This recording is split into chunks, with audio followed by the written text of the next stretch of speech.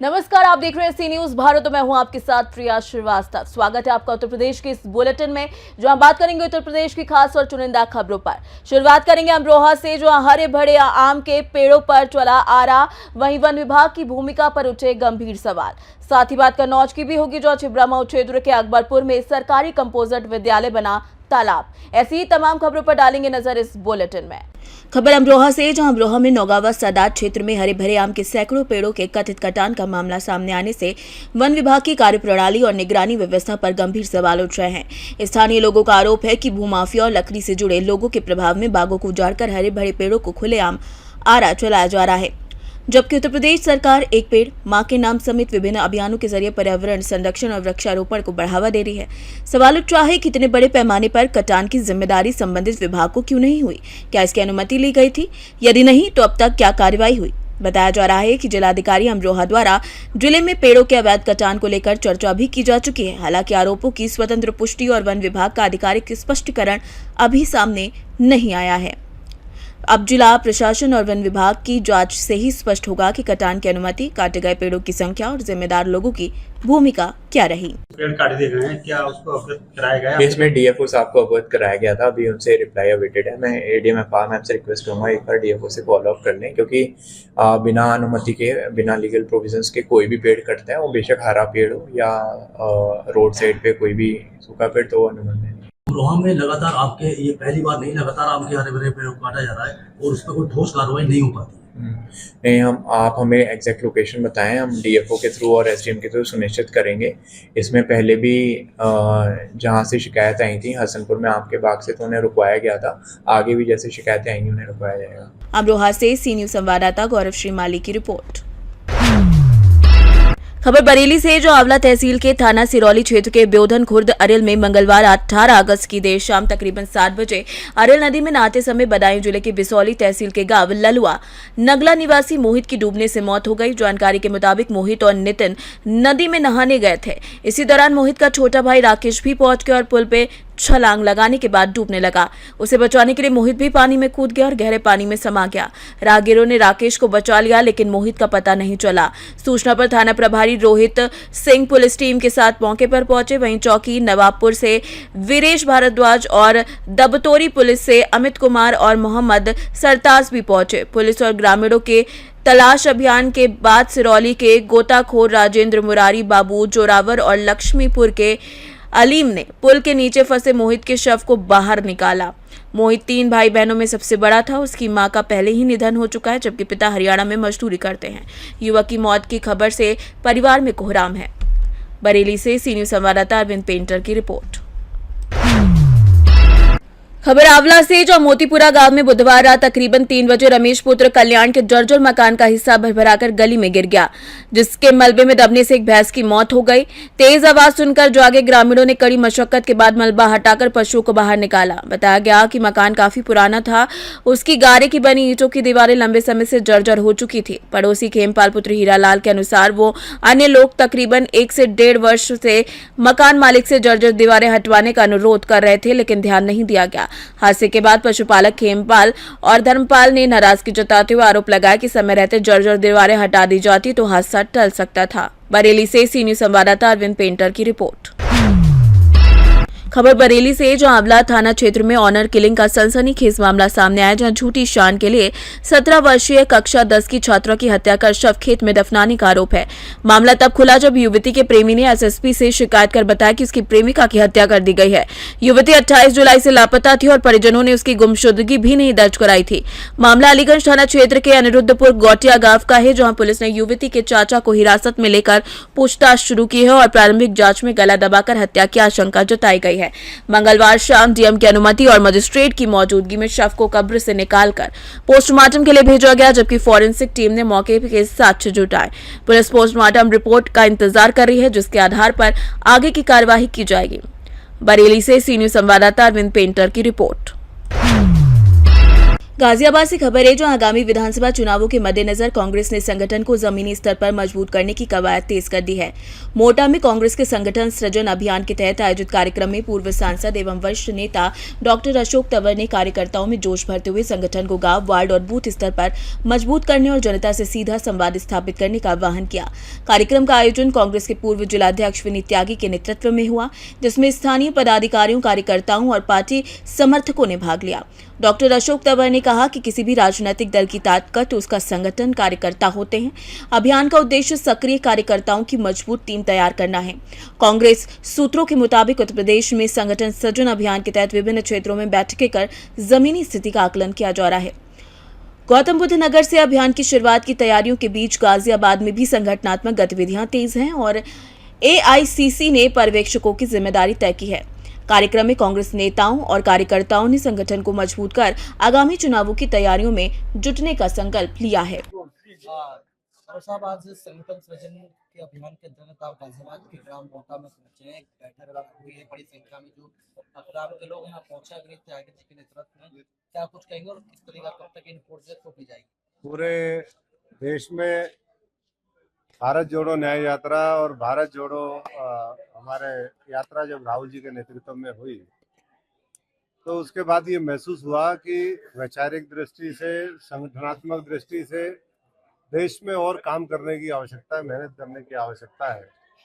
और उसी की भावना के अनुरूप अहमदाबाद में जब अधिवेशन हुआ पिछले साल, तो ये फैसला लिया गया कि हमें पूरा साल देश में अपने संगठन को दुरुस्त करने के लिए एक विशेष अभियान चलाना है, 1 साल भर का।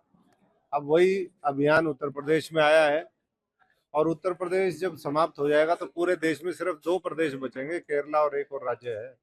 पूरे देश में इस मुहिम के माध्यम से हमारा संगठन निर्माण का कार्य जारी है। हम लोग 6-6 नाम एक-एक जिले के लिए देते हैं। जो भविष्य के नेता हैं उनका नाम देते हैं। जो कांग्रेस को वर्तमान में खून पसीने से सींचने का काम करते हैं, हर मीटिंग में उनका सलाह मशवरा लेते हैं। जो चुने हुए प्रतिनिधि हैं उनका मशवरा लेते हैं। हमारे जो संगठन में पूर्व अलग अलग जिस भी पद पर रहे हैं उनसे भी पूछते हैं। किसान संगठन, मजदूर संगठन, डॉक्टर, इंजीनियर, वकील, हमारे जो भी NGOs हों उनसे भी बात करते हैं कि किस तरीके से हमें कांग्रेस को मजबूत करना चाहिए। कहने का मतलब ये है कि जनता से पूछ करके हम अपनी लीडरशिप तय करते हैं कि जिले का नेतृत्व कौन करेगा। जब जनता से पूछ करके हम नेतृत्व तय करते हैं तो जनता का भी भरपूर सहयोग उनको मिलता है, ये देखने में आया है। अब ये गाजियाबाद में तीनों जिलों की जिम्मेदारी मेरे को दी गई है।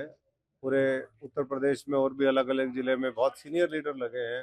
पूर्व केंद्रीय मंत्री हैं, सांसद हैं, पूर्व सांसद हैं, MLA हैं, राज्यों के मंत्री हैं, पार्टी के अध्यक्ष रहे हुए लोग हैं, AICC और CWC के मेंबर, उनको जिम्मेदारी दी जाती है ताकि बिना किसी भेदभाव के, पक्षपात के हम अच्छे लोगों को आगे लेकर के आ सकें।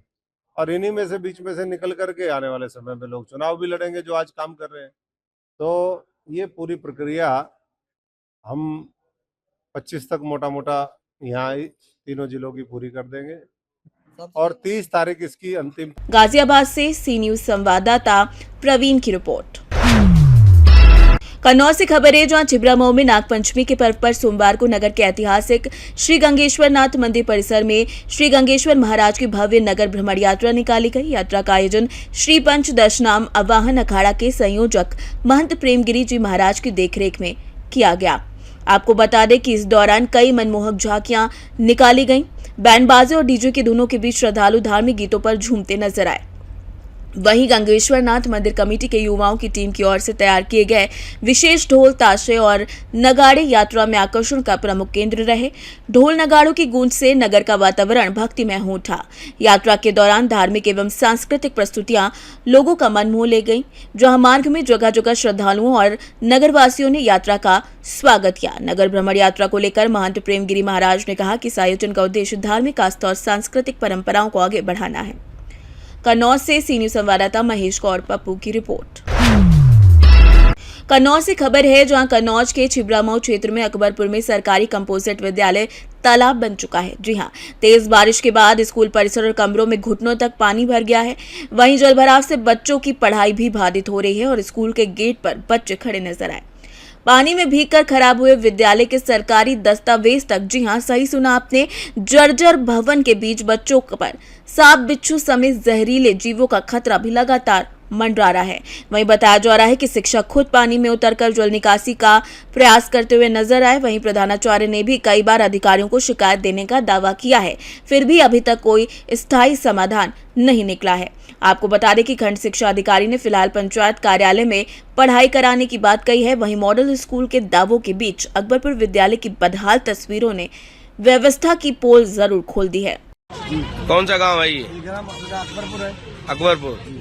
तो विद्यालय में पानी भरा, ये सब बच्चे हमने इतने प्रयास करे, डीएम साहब को दिए, डीएम साहब लिख के दिया, हमने दिया, हमारे काली पंद्रह बीएसए साहब सब मिल के दिया, इसका कोई समझौता नहीं हो रहा। हम क्या कराएं? हम तो प्रधान आते जैसी चला पानी निकासी कराए रहे, और कब तक कराए निकासी? ऐसा कोई बेट है ना जो नाला बनाए, करीब करीब 500 मीटर नाला है, स्थायी कोई समाधान नहीं है। कोई समाधान नहीं रहे। हमने सबको लिख के दिया, फर्दर प्रयास किए, पूरे कॉलेज के शिक्षक जितने मास्टर लोग, उनने कहा, सबने कहा, हमने अपने 3 बार तहसील निवेदन दिया, उसका कोई समाधान नहीं हो रहा। और जबकि हमारे स्कूल में 3 से बच्चा पढ़ रहे, कम जूनियर और प्राइमरी कम्युनिटी विद्यालय। तो ये पानी बारिश में भरता है कि वैसे? केवल बारिश है। सांप कीड़ा भी रहते होंगे इसमें? बिल्कुल रहते हैं। हमने हाई बार का नाला बनाए थे, उन्हें कोई सुनी नहीं रहे। बिल्डिंग इसकी जर्जर हो गई, पानी टपकता है। बिल्डिंग गिर जाएगी, बच्चों में हादसा हो जाएगा। मेरा नाम सुशील यादव। किस स्कूल के आप टीचर हैं? मैं कंपोजिट विद्यालय अकबर में अंधेश्वर पढ़ती हूँ, फिजिकल टीचर। आज बच्चे पंचायत घर में क्यों पढ़ रहे हैं? अरे सर, जो हमारे यहाँ विद्यालय जो हाईवे बन जाने के कारण हमारे विद्यालय थोड़ा नीचे हो गया, इसमें अत्यधिक जल भराव हुआ है, जिसके कारण अंदर जाना संभव नहीं था। अब जो कि कक्षाएँ तो संचालित करानी है, इसलिए उन बच्चों को यहीं पंचायत घर में शिफ्ट किया है। कितने बच्चे हैं करीब अपने स्कूल में? हमारे यहाँ 304 बच्चे एनरोल्ड हैं। तो ये पानी कब से भरा हुआ है? पानी हर रात में ज़्यादा भर गया है। जलभराव की समस्या ये कई सालों से चली आ रही है। कई बार अधिकारी लोग आए भी, हम लोग रिटन में भी दिए हैं, कई एक एप्लीकेशन दिए हैं, कई बार दिए हैं, लेकिन अभी तक कोई ऐसा इसका समाधान नहीं निकला है, जिससे ये तो आज आप लंच की व्यवस्था कैसे करेंगे? लंच क्या सर, क्योंकि हमारे यहाँ विद्यालय में रसोई घर है, वो भी, उसमें भी पानी पूरा भरा पड़ा है।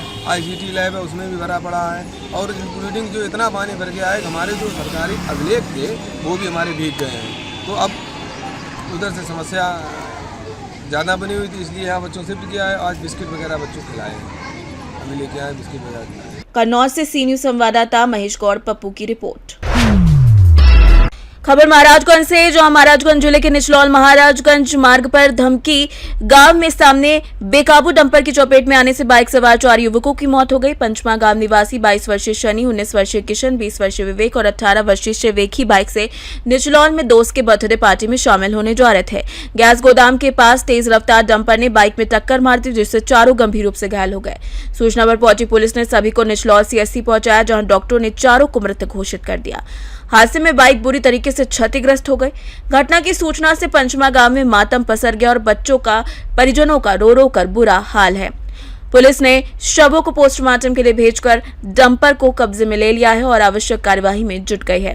18 अगस्त को रात्रि में करीब 8:15 बजे थाना निचलौल के अंतर्गत दमकी भारत गैस एजेंसी के पास सिंदुरिया निचलौल मार्ग पर एक डंपर व एक बाइक पर सवार 4 व्यक्तियों के मध्य सड़क दुर्घटना की सूचना प्राप्त हुई। इस सूचना पर तत्काल पुलिस मौके पर पहुंची तो घायलों को तत्काल CHC भेजा गया, जहां डॉक्टर द्वारा उन्हें मृत घोषित कर दिया गया। प्रारंभिक जानकारी के अनुसार मृतकों के नाम सनी, विवेक, किशन व शिवा हैं और वे पचमा थाना निचलौल के रहने वाले हैं। शव को कब्जा पुलिस में लेकर नियमानुसार पंचायतनामा व पोस्टमार्टम की कार्रवाई कराई जा रही है। डंपर को पुलिस कब्जे में लिया गया है तथा डंपर मालिक को पुलिस अभिरक्षा में लेकर उससे पूछताछ की जा रही है तथा ड्राइवर के संबंध में जानकारी की जा रही है। शीघ्र ही ड्राइवर की गिरफ्तारी सुनिश्चित की जाएगी। मौके पर शांति व्यवस्था कायम। महाराजगंज से सी न्यूज संवाददाता अंगद शर्मा की रिपोर्ट। फिलहाल इस बुलेटिन में इतना ही। देश दुनिया की बाकी और खबरों के लिए आप बने रहिए सी न्यूज भारत के साथ।